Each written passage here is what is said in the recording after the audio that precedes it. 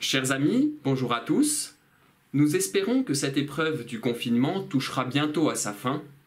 D'ici là, nous continuons de méditer jour après jour avec vous sur les richesses de la vie de l'Église. Notre foi, les saints du ciel, la puissance de la Sainte Vierge, la liturgie, etc. Ce dimanche prend dans la liturgie du temps pascal le nom de dimanche des ministères. En effet, les deux lectures abordent le thème de l'organisation des différents rôles au sein de l'Église naissante.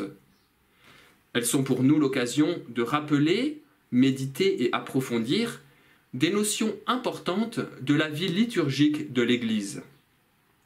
Frère Raphaël, la semaine dernière, vous en a déjà un peu parlé. Aujourd'hui, nous allons approfondir un peu ce qu'il vous a dit la semaine dernière.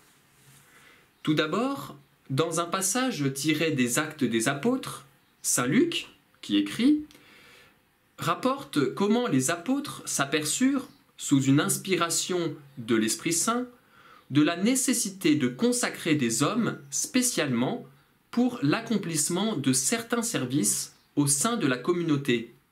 Tous, en effet, ne pouvaient pas, de façon uniforme, accomplir les mêmes tâches. Ces hommes, choisis parmi les plus fervents, ont été appelés les diacres.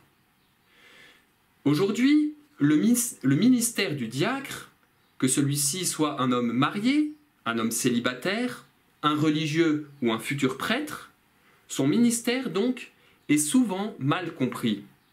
Oui, trop souvent, la place du diacre est peu comprise ou trop partiellement. Pour bien la comprendre, il faut revenir au sacrement de l'ordre qu'il a reçu. Qu'a-t-il donc concrètement reçu le jour de son ordination? Il a reçu un caractère indélébile, c'est-à-dire une grâce spéciale de l'Esprit Saint, ineffaçable, qui le configure au Christ, lui permettant d'agir en son nom. Pour le diacre, cette grâce est orientée vers le service du peuple de Dieu dans trois domaines: la liturgie, la parole et la charité. C'est bien dans ces trois domaines, tous ensemble, sans oublier l'un ou l'autre, qu'il a un rôle à jouer. Dans la deuxième lecture, qui est un passage de la seconde lettre de Saint Pierre, l'apôtre exhorte ses frères à rechercher une intimité de vie toujours plus grande avec le Seigneur Jésus, afin de devenir ce qu'ils sont appelés à être, le sacerdoce royal. Ce sacerdoce royal qui est chargé d'annoncer au monde les merveilles de Dieu. Saint Pierre, dans ce court passage, revient 2 fois sur la notion de sacerdoce.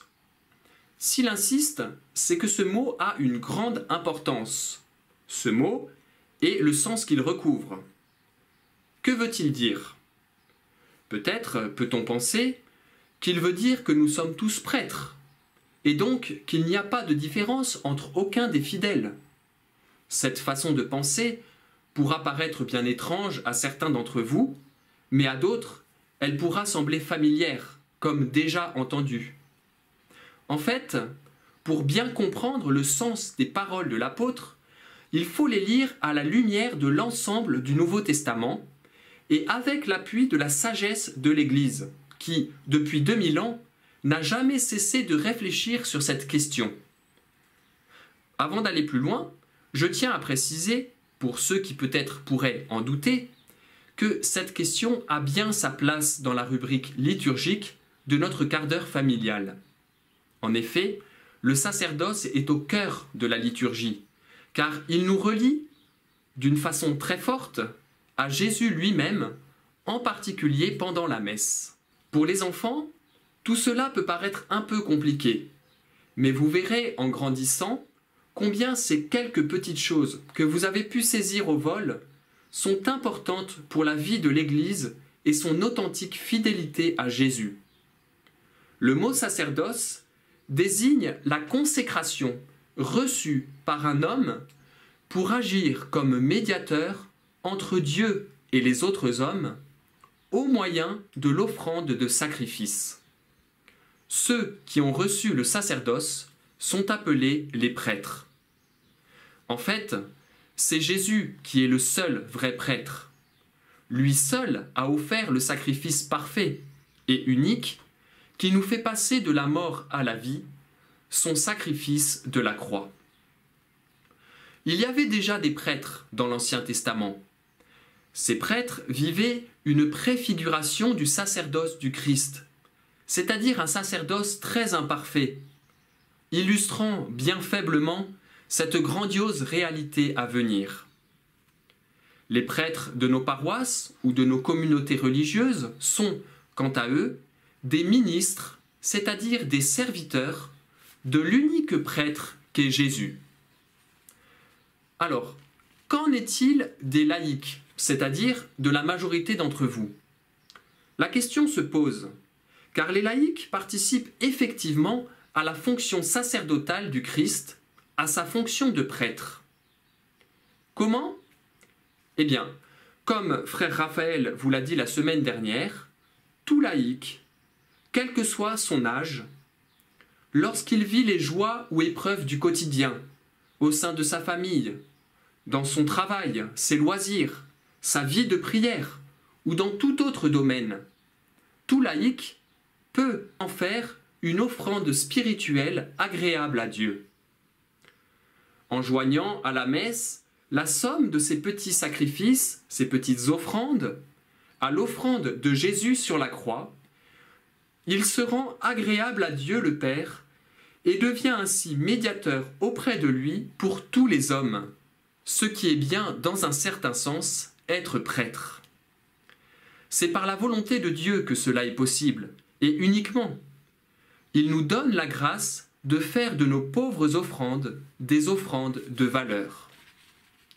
Mais attention, l'Église nous rappelle que, entre le sacerdoce commun des fidèles laïcs et celui du prêtre ordonné, il y a non pas une simple différence de degré, comme si le prêtre était juste un peu plus prêtre que le laïc, mais il y a une différence de nature. En effet, quand il exerce son ministère dans la liturgie, le prêtre parle et agit dans la personne du Christ, chef de son Église, ce qui n'est jamais le cas du fidèle qui, lui, agit en son nom à lui. Le prêtre a donc bien un réel pouvoir, celui d'agir au nom de Jésus. Le prêtre, il faut bien le comprendre, est un instrument dans les mains de Dieu, dans les mains de Jésus. Le pouvoir qu'il détient est dû à 100% à Dieu et à 0% à lui-même, qui est un homme faible et pécheur comme tous les autres.